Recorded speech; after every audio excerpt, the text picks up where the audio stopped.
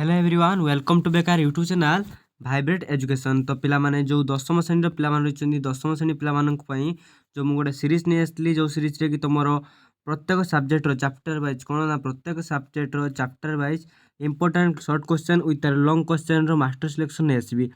ଯେମିତି ପ୍ରଥମେ ମୁଁ ଫିଜିକାଲ୍ ସାଇନ୍ସର ଫାର୍ଷ୍ଟ ଚାପ୍ଟର ରାସାୟନିକ ପ୍ରତିକ୍ରିୟା ଓ ସମୀକରଣର important short question with long question ନେଇ ଆସିଥିଲି। ସେମିତି जो लाइफ साइंस बा रही तुम जीवविज्ञान प्रथम विषय कौन पोषण पोषणर जो इंपोर्टाट क्वेश्चन रही सर्ट क्वेश्चन जहाँकि विषयटार बाछी बाछी previous year with important question previous year question को एनालाइज कर बनी आना तुम भिडियो कंप्लीट वाच कर जहाँद्वारा कि तुम प्राक्ट हो जो विषय वन शॉट जो केते गोटे सर्ट क्वेश्चन मन रखा ट्रिक सब रही है भिडियो में कहीदेवी।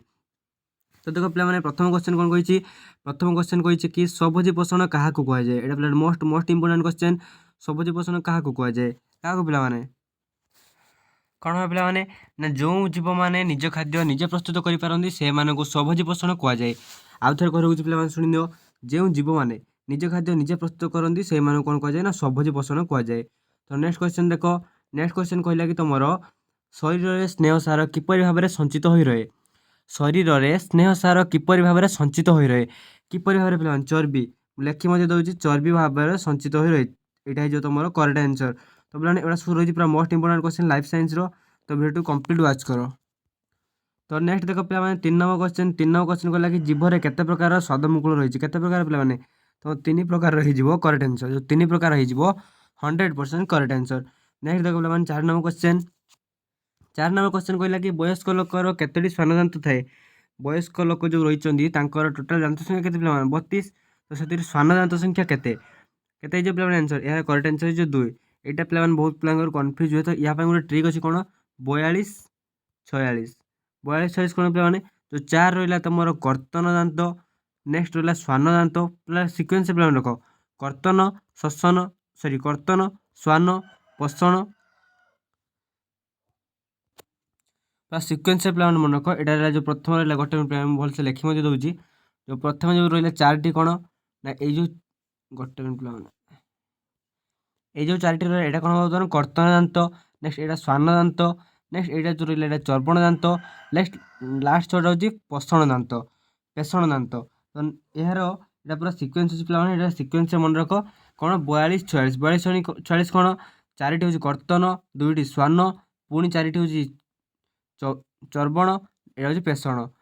तो 42 46 पे यहाँ तार गोटे ट्रिक अच्छी मन रखी था। तो नेक्स्ट क्वेश्चन देख नेक्स्ट क्वेश्चन कौन कहला खाद्य नली द्वार को कौन कहुए पे खाद्य नली द्वार को गलेट कहुए जो खाद्य नली द्वार को कौन कहुए गलेट और श्वास नली द्वार को आम कहुए ग्लटिस। तो यहाँ पे मन रखी था। नेक्स्ट क्वेश्चन देख नेक्स्ट क्वेश्चन कहला कि तुम 6 नंबर क्वेश्चन कहला कि पे मनीष शरीर में ग्रंथि मध्य सर्वबृहत ग्रंथि नाम कौन यहाँ पे मोस्ट इंपोर्टाट कारण बारंबार जो बोर्ड एग्जाम आसी रोचे मनीष शरीर में सर्वबृहत ग्रंथि नाम कौन लिभर बा यकृत तुम यकृत हो करेक्ट आंसर यकृत हो करेक्ट आंसर। नेक्स्ट क्वेश्चन देख पे नेक्स्ट क्वेश्चन कौन कहला कि 7 नंबर क्वेश्चन खाद्य अभ्यास को आधार कर प्राणी को केते भाग में विभक्त कराई खाद्य अभ्यास को आधार कर प्राणी मान 3 भाग में विभक्त कराई कौन कौन पे मांसाहारी शाकाहारी सर्वाहारी तो ये 3टी भाग में विभक्त कराई। नेक्स्ट क्वेश्चन देख नेक्स्ट क्वेश्चन कही 8 नंबर क्वेश्चन कहला कि आमर पाकतंत्र क्या नहीं गठित आमर पाकतंत्र क्या नहीं गठित क्या पे तो पाकतंत्र हूँ पे पाकतंत्र हूँ पाकनली और पाकग्रंथि को नहीं गठित यार करेक्ट आंसर पे देखी नब पाकतंत्र हूँ पाकनली और पाकग्रंथि को नहीं गठित। तो नेक्स्ट देख पे 9 नंबर क्वेश्चन ग्रसनी किपरि तैयारी होता है ग्रसनी किपरि तैयारी होता है। तो पे एटार करेक्ट आंसर कौन हम ना नासापथ और मुख गह्वर को नहीं ग्रसनी तैयारी होता है नासा गह्वर नासापथ आ मुख गह्वर नासापथ आउ मुख गह्वर ये दुईटा को नहीं पे कौन होता है ना तुम जो ग्रसनी गठित होता है। नेक्स्ट क्वेश्चन देख नेक्स्ट क्वेश्चन कहला कि तुम 10 नंबर क्वेश्चन ग्लटिस क्या कहुए यहाँ पे प्रथम जो गलेट थी खाद्य नली द्वार गलेट और श्वास नली द्वार को कौन कहुए ग्लटिस यहाँ पे तुम श्वास नली द्वार को तो यहाँ करेक्ट आंसर कौन ना श्वास नली द्वार को गलेट ग्लटिस कहुए। नेक्स्ट देखो 11 नंबर क्वेश्चन କେଉଁ ଗ୍ରନ୍ଥିରୁ କ୍ଷରିତ ହେଉଥିବା ରସକୁ ପାଚକ ରସ କୁହାଯାଏ? କେଉଁ ଗ୍ରନ୍ଥିରୁ ପିଲାମାନେ? ବହୁତ ପିଲାମାନେ କହିବେ ଏଇଟା ହେଉଛି କ'ଣ ନା ଯେଉଁ ରହିଛି ଆମର ପାକସ୍ଥଳୀର ରସକୁ ପାଚକ ରସ କୁହାଯାଏ। ନୁହେଁ, ପାଚକ ରସ ଜଠର ଗ୍ରନ୍ଥିରୁ କ୍ଷରିତ ରସକୁ ପାଚକ ରସ କୁହାଯାଏ। ତ ଏଟାର କରେକ୍ଟ ଆନ୍ସର ଯେଉଁ କ'ଣ ଜଠର ଗ୍ରନ୍ଥି। ଜଠର ଗ୍ରନ୍ଥି ହେଇଯିବ ତୁମର କରେକ୍ଟ ଆନ୍ସର। ଏଇଟା ବହିରେ ମଧ୍ୟ ଦେଇଛି, ପିଲାମାନେ ଦେଖିନେବ। ନେକ୍ସଟ କ୍ୱେଶ୍ଚନ୍ ଦେଖ। ନେକ୍ସଟ କ୍ୱେଶ୍ଚନ୍ କହିଲା କି ତୁମର 12 ନମ୍ବର କ୍ୱେଶ୍ଚନ୍, ଲାଳ ଗ୍ରନ୍ଥିରୁ କ୍ଷରିତ ଲାଳରେ ଥିବା ଏନ୍ଜାଇମ୍ର ନାମ କ'ଣ? ଲାଳ ଗ୍ରନ୍ଥିରୁ କ୍ଷରିତ ଲାଳରେ ଥିବା ଏନ୍ଜାଇମ୍ର ନାମ କ'ଣ? କ'ଣ ପିଲାମାନେ? ଟାୟାଲିନ୍। ଲାଳରେ ଥିବା ଏନ୍ଜାଇମ୍ର ନାମ ଟାୟାଲିନ୍। ମୁଁ ଲେଖି ମଧ୍ୟ ଦେଉଛି, ତୁମେ ପ୍ରାକ୍ଟିସ୍ ମଧ୍ୟ କରିନିଅ। ଟାୟାଲିନ୍ ହେଇଯିବ ତୁମ କରେକ୍ଟ ଆନ୍ସର। ଏଗୁଡ଼ା ଯେଉଁ ପିଲାମାନେ ରହିଛି ବହୁତ ମୋଷ୍ଟ ଇମ୍ପୋର୍ଟାଣ୍ଟ କ୍ୱେଶ୍ଚନ୍, ଯାହାକି ପୁରା ବିଷୟର ପ୍ରିଭିୟସ୍ ଇୟର୍ ଏବଂ ଇମ୍ପୋର୍ଟାଣ୍ଟ କ୍ୱେଶ୍ଚନ୍ ବାଛିକି ନେଇ ଆସାଯାଇଛି। ତ ଭିଡ଼ିଓକୁ ଏତେ ପର୍ଯ୍ୟନ୍ତ ଯେଉଁମାନେ ବି ସବସ୍କ୍ରାଇବ୍ ଭିଡ଼ିଓ ଲାଇକ୍ କରିନା ଭିଡ଼ିଓ ଲାଇକ୍ କରିନିଅ। ଚ୍ୟାନେଲଟିରେ ନୂଆ ଥିଲେ ଚ୍ୟାନେଲକୁ ସବସ୍କ୍ରାଇବ୍ କରିନିଅ ଏବଂ ସାଙ୍ଗମାନଙ୍କ ଭିଡ଼ିଓଟି ସେୟାର କର, ଯାହାଦ୍ୱାରା ସେମାନେ ମଧ୍ୟ ଇମ୍ପୋର୍ଟାଣ୍ଟ କ୍ୱେଶ୍ଚନ୍ ବିଷୟରେ ଜାଣିପାରିବେ। ନେକ୍ସଟ ଦେଖ।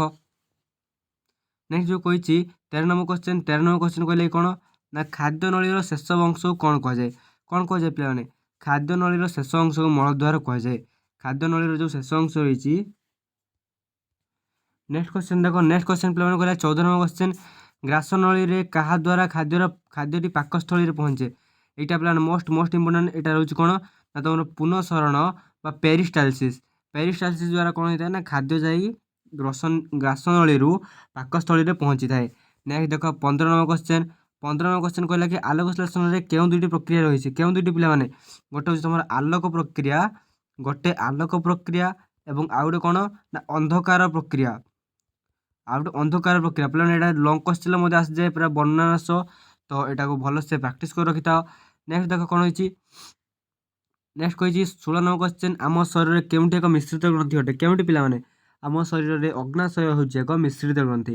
ଯେଉଁ ଅଗ୍ନାଶୟ ରହିଛି, ଅଗ୍ନାଶୟ ହେଉଛି ଆମର ଏକ ମିଶ୍ରିତ ଗ୍ରନ୍ଥି। ନେକ୍ସଟ ଦେଖ 17 ନମ୍ବର କ୍ୱେଶ୍ଚନ୍, ପାଚକ ରସରେ କେତେ ପ୍ରକାର ଏନ୍ଜାଇମ୍ ଥାଏ? କେତେ ପ୍ରକାର ପିଲାମାନେ? 2 ପ୍ରକାର। କ'ଣ କ'ଣ? ପେପ୍ସିନ୍ ଆଉ ଲାଇପେଜ୍। ମନେ ରଖ, ଏଇଟା ମୋଷ୍ଟ ଇମ୍ପୋର୍ଟାଣ୍ଟ। 17 ନମ୍ବର କ୍ୱେଶ୍ଚନ୍, ପାଚକ ରସରେ 2 ପ୍ରକାର ଏନ୍ଜାଇମ୍ ଥାଏ। କ'ଣ କ'ଣ? ନା ପେପ୍ସିନ୍ ଆଉ ଲାଇପେଜ୍। ପେପ୍ସିନ୍ କାହାକୁ ପାଇଁ? ପେପ୍ସିନ୍ ହେଉଛି ପ୍ରୋଟିନ୍ ଜାତୀୟ ଖାଦ୍ୟ ପାଇଁ, ଲାଇପେଜ୍ ହେଉଛି ଲିପିଡ୍ ଜାତୀୟ ବା ଶ୍ଲେୟସାର ଜାତୀୟ ଖାଦ୍ୟ ପାଇଁ ହଜମ କରିବା ପାଇଁ ରହିଥାଏ। ନେକ୍ସଟ ଦେଖ 18 ନମ୍ବର କ୍ୱେଶ୍ଚନ୍, ଉଦର ଗହ୍ୱରର କେଉଁ ପଟେ ପାକସ୍ଥଳୀ ରହିଛି? ଏଟା ପିଲାମାନେ ମୋଷ୍ଟ ଇମ୍ପୋର୍ଟାଣ୍ଟ। ଉଦର ଗହ୍ୱରର ବାମ ପଟେ, ଯେଉଁ ବାମ ପଟେ ରହିଛି, ବାମ ପଟେ କ'ଣ ରହିଛି ଆମର ପାକସ୍ଥଳୀ ରହିଛି। ତ ନେକ୍ସଟ କ୍ୱେଶ୍ଚନ୍ ଦେଖ 19 ନମ୍ବର କ୍ୱେଶ୍ଚନ୍, କ୍ଷୁଦ୍ରାନ୍ତ୍ର କାହାକୁ ନେଇ ଗଠିତ? କ୍ଷୁଦ୍ରାନ୍ତ୍ରର 3ଟି ଅଂଶ ରହିଛି। କ'ଣ କ'ଣ? ନା ପ୍ରଥମତଃ ଗ୍ରହଣୀ, ଆଉ ଗୋଟେ ଜେଜୁନମ୍ ଇଲିୟମ୍। ତ ପିଲାମାନେ ଏଇ ଯେଉଁ 3ଟି ପାର୍ଟ ରହିଛି ମାନେ କାହାର ନା କ୍ଷୁଦ୍ରାନ୍ତ୍ର ଏଇ 3ଟି ଅଂଶକୁ ନେଇ ଗଠିତ। ତ ନେକ୍ସଟ କ୍ୱେଶ୍ଚନ୍ ଦେଖ। ନେକ୍ସଟ କ୍ୱେଶ୍ଚନ୍ କହିଲା ପିଲାମାନେ 20 ନମ୍ବର କ୍ୱେଶ୍ଚନ୍। 20 ନମ୍ବର କ୍ୱେଶ୍ଚନ୍ କହିଲା କି ଆଲୋକ ପ୍ରକ୍ରିୟାରେ କ'ଣ ଉତ୍ପନ୍ନ ହୁଏ? এইটা ପିଲାମାନେ ଅଲ୍ଟରନେଟିଭ୍ରେ କ'ଣ ପଚାରେ, ମାନେ এইଭଳିଆ ଆଉ ଗୋଟେ କ୍ୱେଶ୍ଚନ୍ ମଧ୍ୟ ପଚାରେ, ଆଲୋକ ପ୍ରକ୍ରିୟାର ଶକ୍ତି ରୂପେ କ'ଣ ଉତ୍ପନ୍ନ ହୁଏ? କ'ଣ ପିଲାମାନେ? ପ୍ରଥମତଃ ହେଉଛି ଆମର ବିଜାରିତ ସହକାରକ ଯେଉଁ ସୃଷ୍ଟି ହୁଏ, ପିଲାମାନେ NADPH, ଆଉ ଗୋଟେ କ'ଣ ସୃଷ୍ଟି ହୁଏ ନା ATP। ଏଇ ଦୁଇଟା ଆମର ଆଲୋକ ପ୍ରକ୍ରିୟା ଶକ୍ତି ରୂପେ ବିବେଚିତ ହୋଇଥାନ୍ତି। ଏଇ ଗୋଟେ କ୍ୱେଶ୍ଚନ୍କୁ ଓଲଟିକି ମଧ୍ୟ ପଚାରେ, ତ ଏଇଟା ମନେ ରଖିଥିବ। ନେକ୍ସଟ ପ୍ଲାନ୍ ଆମେ ଦେଖିବା ଯେଉଁ ଦୀର୍ଘ ଉତ୍ତରମୂଳକ ପ୍ରଶ୍ନ ବା ଏଇ ବିଷୟରେ କେତେ ଗୁଡ଼ିଏ ଯେଉଁ ଲଙ୍ଗ କ୍ୱେଶ୍ଚନ୍ ରହିଛି, ତାର ଇମ୍ପୋର୍ଟାଣ୍ଟ ଲଙ୍ଗ କ୍ୱେଶ୍ଚନ୍। ପିଲାମାନେ ଏଇ ଭିଡ଼ିଓରେ କେବଳ ଲଙ୍ଗ କ୍ୱେଶ୍ଚନ୍ର ଯେଉଁ କ୍ୱେଶ୍ଚନ୍ ଗୁଡ଼ା ମୁଁ ତୁମକୁ ଦେଖାଇ ଯାଉଛି। ତ ନେକ୍ସଟ ଯଦି ତୁମମାନେ କହିବ କି ଏହାର ଆନ୍ସର୍ ମଧ୍ୟ ଆଣିବା ପାଇଁ, ତ ମୁଁ ନିଜେ ତୁମମାନଙ୍କ ପାଇଁ ଭଲସେ ଆନ୍ସର୍ ଗୋଟେ ବାଛି ପଏଣ୍ଟ କରି ଲେଖି ଆଣିବି। ସେଥିପାଇଁ ଚ୍ୟାନେଲ୍ ସବସ୍କ୍ରାଇବ୍ କରି ରଖିଥିବ। ଏବଂ ଯଦି ତୁମ ଲଙ୍ଗ କ୍ୱେଶ୍ଚନ୍ ଆନ୍ସର୍ ଦରକାର, ତ କମେଣ୍ଟରେ ଲେଖ ୟେସ୍ ଲଙ୍ଗ କ୍ୱେଶ୍ଚନ୍ ଆନ୍ସର୍, ତ ମୁଁ ତୁମମାନଙ୍କ ପାଇଁ ଭିଡ଼ିଓଟି ନେଇ ଆସିବି। ତ ଏବେ ଦୀର୍ଘ ଉତ୍ତରମୂଳକ ପ୍ରଶ୍ନ ଦେଖିବା ପିଲାମାନେ। ଦୀର୍ଘ ଉତ୍ତରମୂଳକ ପ୍ରଶ୍ନ କ'ଣ କହିଛି? ଦୀର୍ଘ ଉତ୍ତରମୂଳକ ପ୍ରଶ୍ନ କହିଲା କି ତୁମର ପ୍ରଥମ କ୍ୱେଶ୍ଚନ୍ 21 ନମ୍ବର କ୍ୱେଶ୍ଚନ୍, ପାକସ୍ଥଳୀର ଗଠନ ଓ କାର୍ଯ୍ୟ ଲେଖ। କ'ଣ ପାଇଁ ପିଲାମାନେ? ନେକ୍ସଟ ଇୟର୍ କ'ଣ ପଡ଼ିଥିଲା ତୁମର? ନେକ୍ସଟ ଇୟର୍ ପଡ଼ିଥିଲା କି ତୁମର କ୍ଷୁଦ୍ରାନ୍ତ୍ରର ଅଂଶ ଓ କାର୍ଯ୍ୟ ଲେଖ। ତ ଏ ବର୍ଷ ପାକସ୍ଥଳୀର ଗଠନ ଓ କାର୍ଯ୍ୟ ରହିଛି ତୁମ ମୋଷ୍ଟ ଇମ୍ପୋର୍ଟାଣ୍ଟ ରହିଛି। ତ ଏଇଟା ମଧ୍ୟ ପ୍ରାକ୍ଟିସ୍ କରିଥିବ। କ୍ଷୁଦ୍ରାନ୍ତ୍ରର ମଧ୍ୟ ଦେଖିଥିବ। 22 ନମ୍ବର କ୍ୱେଶ୍ଚନ୍ ଦେଖ, ଆଲୋକ ପ୍ରକ୍ରିୟା ଓ ଅନ୍ଧକାର ପ୍ରକ୍ରିୟା ମଧ୍ୟରେ ପାର୍ଥକ୍ୟ ଦର୍ଶାଅ। ଆଲୋକ ପ୍ରକ୍ରିୟା ଓ ଅନ୍ଧକାର ପ୍ରକ୍ରିୟା ମଧ୍ୟରେ ପାର୍ଥକ୍ୟ ଦର୍ଶାଅ। ନେକ୍ସଟ 23 ନମ୍ବର କ୍ୱେଶ୍ଚନ୍, ମନୁଷ୍ୟର ପାକନଳୀ ଓ ପାକଗ୍ରନ୍ଥିର ଚିତ୍ର ଅଙ୍କନ କର। ଯେଉଁ ପିଲାମାନେ ଗୋଟେ ଚିତ୍ର ରହିଛି ପାକନଳୀ ଓ ପାକଗ୍ରନ୍ଥି ଗୋଟେ ମଣିଷ ଚିତ୍ର ଭଳିଆ ରହିଛି, ସେଇଟା ତୁମେ ପ୍ରାକ୍ଟିସ୍ କରିଥିବ। ନେକ୍ସଟ କ୍ୱେଶ୍ଚନ୍ ଦେଖ 24 ନମ୍ବର କ୍ୱେଶ୍ଚନ୍, ପରଭୋଜି ପୋଷଣରେ ପ୍ରକାରଭେଦ ଉଦାହରଣ ସହ ବୁଝାଅ। ଯେଉଁ ପରଭୋଜି ପୋଷଣ ରହିଛି, ପରଭୋଜି ପୋଷଣ ଯେତେ ପ୍ରକାରଭେଦ ରହିଛି, ସେ ପରଜୀବୀ ହେଉ ମୃତୋପଜୀବୀ ହେଉ, ସେ ସମସ୍ତ ପ୍ରକାରଭେଦ କରି ତାର ଉଦାହରଣ ସହ ବୁଝିବା ପାଇଁ କହିଛି। ନେକ୍ସଟ 25 ନମ୍ବର କ୍ୱେଶ୍ଚନ୍ ପାକନଳୀ ସହ ଜଡ଼ିତ ଗ୍ରନ୍ଥିଗୁଡ଼ିକ ବିଷୟରେ ବର୍ଣ୍ଣନା କର। ଯେଉଁ ପ୍ରକାର ଗ୍ରନ୍ଥି ସବୁ ରହିଛି ଆମର ଲାଳ ଗ୍ରନ୍ଥି, ଜଠର ଗ୍ରନ୍ଥି, ଅଗ୍ନାଶୟ, ଯକୃତ ଏସବୁ ଗ୍ରନ୍ଥି ବିଷୟରେ ବର୍ଣ୍ଣନା କରାଯିବା ପାଇଁ କହିଛି। ନେକ୍ସଟ 26 ନମ୍ବର କ୍ୱେଶ୍ଚନ୍ ମାଂସ ହଜମ କରୁଥିବା ଏନଜାଇମ୍ କାହିଁକି ଆମ ପାକସ୍ଥଳକୁ ହଜମ କରେ ନାହିଁ କାରଣ ଲେଖ। এইটা ପିଲାମାନେ ମୋଷ୍ଟ ଇମ୍ପୋର୍ଟାଣ୍ଟ, କାରଣ ଏଇଟା ଗୋଟେ ଦେଖିବ ବହିରେ ଗୋଟେ ବକ୍ସରେ ଦିଆଯାଇଛି, ତ ଏଇଟା ଆନ୍ସର୍ ମଧ୍ୟ ବହିରେ ଅଛି। ଯଦି ତୁମକୁ ଠିକ୍ସେ ଜାଣି ହେଉନି ତ କମେଣ୍ଟରେ ଜଣାଅ, ମୁଁ ୟା ପାଇଁ ପର୍ଟିକୁଲାର ଯେଉଁ ଲଙ୍ଗ୍ କ୍ୱେଶ୍ଚନ୍ ରହିଛି ଲଙ୍ଗ୍ କ୍ୱେଶ୍ଚନ୍ ପାଇଁ ଗୋଟେ ଅଲଗା ଭିଡ଼ିଓ ବନେଇଦେବି ଏବଂ ତୁମ ପାଇଁ କ୍ୱେଶ୍ଚନ୍ର ଆନ୍ସର୍ ନେଇ ଆସିବି। ନେକ୍ସଟ ଦେଖ 28 ନମ୍ବର କ୍ୱେଶ୍ଚନ୍ 27 ନମ୍ବର କ୍ୱେଶ୍ଚନ୍ ପିଲାମାନେ କହିଛି ଖାଦ୍ୟର ପ୍ରକାରଭେଦ ବର୍ଣ୍ଣନା କର। ଯେଉଁ ଶ୍ୱେତସାର, ସ୍ନେହସାର, ପୁଷ୍ଟିସାର 6 ପ୍ରକାର ଖାଦ୍ୟ ରହିଛି ଆମର, ସେ ସମସ୍ତ ଖାଦ୍ୟର ପ୍ରକାରଭେଦ ବର୍ଣ୍ଣନା କର। ନେକ୍ସଟ 28 ନମ୍ବର କ୍ୱେଶ୍ଚନ୍ ଖାଦ୍ୟ ହଜମର ବିଭିନ୍ନ ପ୍ରକ୍ରିୟା ଗୁଡ଼ିକ ବର୍ଣ୍ଣନା କର। ଖାଦ୍ୟ ହଜମର ବିଭିନ୍ନ ପ୍ରକ୍ରିୟା ଗୁଡ଼ିକ ବର୍ଣ୍ଣନା କର। ନେକ୍ସଟ ପିଲାମାନେ 29 ନମ୍ବର କ୍ୱେଶ୍ଚନ୍ ପାକସ୍ଥଳୀରେ ଖାଦ୍ୟର ପରିଣତି କିପରି ହୁଏ। ପାକସ୍ଥଳୀରେ ଖାଦ୍ୟର ପରିଣତି କିପରି ହୁଏ। ନେକ୍ସଟ ପ୍ଲାନ୍ 30 ନମ୍ବର କ୍ୱେଶ୍ଚନ୍ ଅବଶୋଷଣ କ'ଣ ସଂକ୍ଷେପରେ ବର୍ଣ୍ଣନା କର। ଯାହା ବି ପିଲାମାନେ ରହିଛି এই ବିଷୟର ଯାହା ବି ଏତିକି ରହିଛି ତୁମର କ'ଣ ନା ଦୀର୍ଘ ଉତ୍ତରମୂଳକ ପ୍ରଶ୍ନ। এই ଯେଉଁ ପୋଷଣ ଚାପ୍ଟର ରହିଛି ତୁମର ପୋଷଣ ଚାପ୍ଟର ମୋଷ୍ଟ ଇମ୍ପୋର୍ଟାଣ୍ଟ କ୍ୱେଶ୍ଚନ୍ ଯେଉଁ ରହିଛି କ'ଣ ତୁମର ପୋଷଣ ଚାପ୍ଟରର ମୋଷ୍ଟ ଇମ୍ପୋର୍ଟାଣ୍ଟ ଲଙ୍ଗ୍ କ୍ୱେଶ୍ଚନ୍, ଯାହାକି ବାରମ୍ବାର ପରୀକ୍ଷାରେ ଆସୁଛି ଏବଂ ଏ ବର୍ଷ ମଧ୍ୟ ଏହି ଭିତରୁ ଗୋଟେ ପ୍ରଶ୍ନ ପଡ଼ିବାର ସମ୍ଭାବନା ରହିଛି। ତ ପିଲାମାନେ ୟାକୁ ପ୍ରାକ୍ଟିସ୍ କରି ରଖିଥାଉ, ଯାହାଦ୍ୱାରା କି ତୁମର ବୋର୍ଡ଼ ପାଇଁ କିଛି ପ୍ରୋବ୍ଲେମ୍ ହେଉ ନାହିଁ। ପିଲାମାନେ ମୁଁ ପୂର୍ବରୁ ମଧ୍ୟ କହିଦେଇଛି ଆମର ଏ ବର୍ଷ ଟାର୍ଗେଟ୍ 10thରେ 95ରୁ 98। ତ ଭଲସେ ପଢ଼ାପଢ଼ି କର ଏବଂ ସମସ୍ତ ପ୍ରକାର ସିଲେକ୍ସନ୍ ଏବଂ ଇମ୍ପୋର୍ଟାଣ୍ଟ କ୍ୱେଶ୍ଚନ୍ ପ୍ରତିଦିନ ଗୋଟେ ଭିଡ଼ିଓ ସାହାଯ୍ୟରେ ମୁଁ ନେଇ ଆସିବି। ତ ଚ୍ୟାନେଲଟିକୁ ସବସ୍କ୍ରାଇବ୍ କରି ରଖିଥାଉ ଏବଂ ତୁମ ସାଙ୍ଗମାନଙ୍କ ପାଖକୁ ସେୟାର କର, ଯାହାଦ୍ୱାରା ସେମାନେ ମଧ୍ୟ ଆମ ବିଷୟରେ ଜାଣିପାରିବେ ଏବଂ ବୋର୍ଡ଼ ପରୀକ୍ଷା ପାଇଁ ବହୁତ ଉପକୃତ ହେବେ।